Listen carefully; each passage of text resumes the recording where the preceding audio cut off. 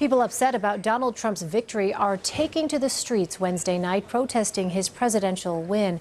You can see what looks like hundreds of people outside Trump Tower in Chicago. Meantime, in Washington, D.C., crowds are gathering again outside a Trump hotel, and a few protesters got somewhat violent with staff as they tried to push back a barricade. There you see that. Here's a look at Philadelphia, where protesters gathered at Thomas Paine Plaza earlier this evening and began marching down Broad Street.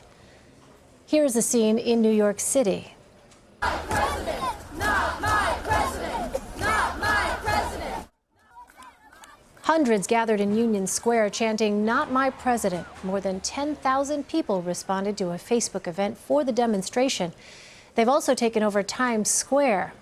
CBS News field producer Gilad Thilad is actually outside Trump Tower, where demonstrators have gathered as well. Gilad, tell us what the scene is like. I am currently standing outside Trump Tower. I've been here for the past hour or so with a large group of protesters who have gathered together, chanting in solidarity against Donald Trump. They're quite upset about the results of last night's election. They've gathered together to chant, yell, vent their frustrations, and come together in solidarity. Many of their chants have been very policy-oriented, and they have been standing here up against a barricade, as you can see, where the police are preventing them from getting any closer to Trump Tower. And Gilad, we see that image there, that line of police officers in front of the trucks, which have been positioned in front of the entrance there. Now we see them moving some barricades. It looks like another set of barricades, in addition to one that's there right now. What have you witnessed? Has there been any kind of physical confrontation?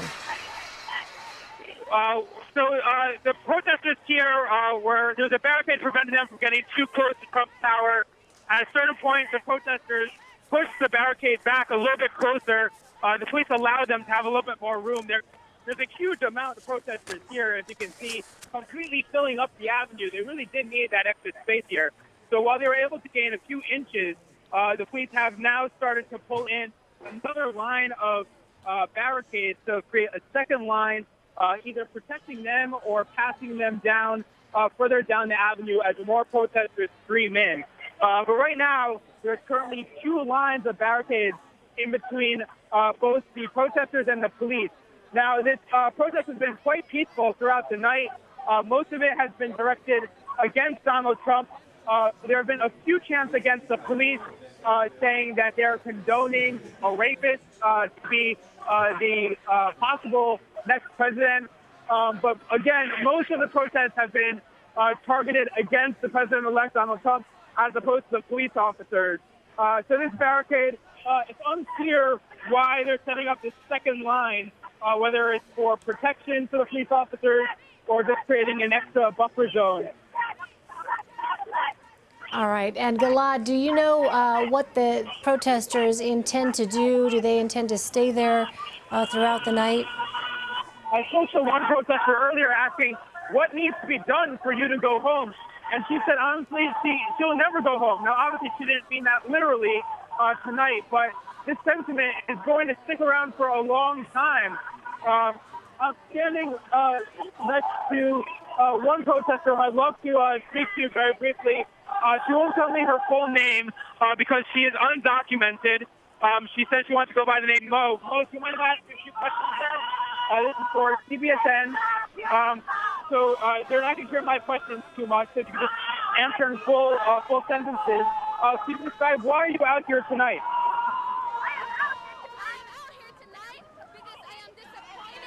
And I am sad that we have a white supremacist, racist, homophobe, Islamophobe, rapist in office for president. This is not the country that I want for my children. This is not the country that I want for my You brought your daughter here. How old is your daughter? My daughter's here. My daughter is 1 year old, and my daughter is helping me maintain the energy right now, and is helping me stay protected too. The police are now starting to push us back a little bit, as you can see. Just to interrupt this interview briefly to push back. We're going to continue now, though. can you tell me, the stakes are very high for you personally. Why are you personally feel threatened because of your legal status? I feel my whole family feels threatened for our legal status in this country. I have family in Texas, and I have my husband and my girls, and we don't want to get deported. We have made a life here. If we go back to our homeland, it has to be because we choose to, not because we get deported. We work, we pay taxes, we help this economy every single day. Now, you do have deferred action, which President Obama allowed for undocumented immigrants to be able to temporarily work in the United States. So you are here under those protections. What do you worry about that, when Donald Trump begins his role as president? I worry that Donald Trump is going to take away DACA from all of us who were able to apply for it, and that DACA is not going to be able to move forward for all of those who weren't eligible for DACA. And I worry that I'm not going to be able to work and have the same opportunities as everybody else because I'm not going to have the DACA. What will it take for you to go home? I mean, the election's over. There's not much that can be done at this point. I mean, what are you asking for? What will it take for you to accept the election? There is so much to be done. This is not over. We can impeach this rapist. We can impeach this homophobe, this violent white supremacist. We can impeach him. There's so much work to do in our communities, at the community level, at the local level. We have to change our lifestyles. We have to decolonize this country because it's not white people's country. It's our country. It's our land. We have worked this land for hundreds, thousands of years. This is our home. We're going to stay here. During her concession today, she said that it's time for the country to come together and to work with Donald Trump. Did you hear her concession speech, and what was your reaction to that? I don't care about Hillary. You know why? Because she's a white feminist. Indigenous women, we don't believe in feminism. We were matriarchal societies from the beginning, and we don't endorse white feminism. So I don't think that she's any better than this white supremacist Donald Trump. I don't believe her. They're all the same. This is all a show. This is a circus to keep us oppressed, to keep us down, to keep us asleep, and to keep these cops right here working for them, not for us. Thank you very much. Thank you. All right, Gilad Thilad there. That is the scene outside New York City, outside Trump Tower in New York City, where, as you just heard, there's a great deal of anger among some of the demonstrators there who have turned out, not just against Donald Trump, but you heard her. She is not a Hillary Clinton supporter either. We're going to continue to monitor that situation. Gilad, thank you so much. Thank you.